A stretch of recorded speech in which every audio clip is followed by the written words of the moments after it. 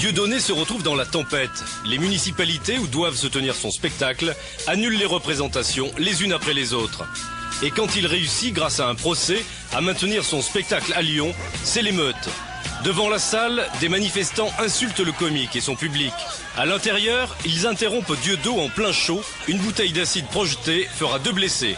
Malgré tout, Dieudonné, encouragé par son public, terminera son spectacle. Coluche, en d'autres temps, a été interdit. Je prends ça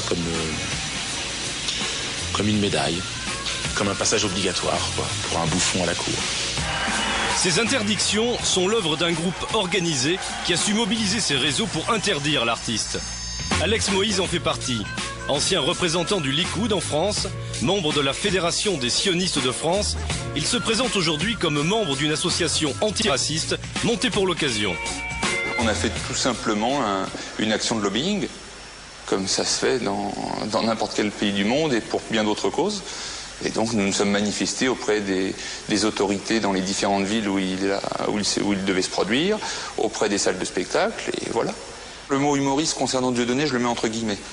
Aujourd'hui, Dieudonné se sert de sa qualité d'humoriste, entre guillemets, se sert des planches pour distiller son venin.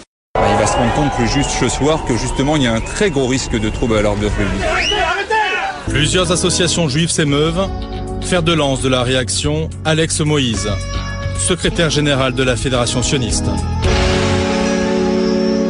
J'ai été alerté parce que dès le lendemain matin, des gens m'ont appelé en me disant « Alex, t'as vu Dieudonné chez Fogiel ?» Bon, ça a été assez... ça va vite, hein.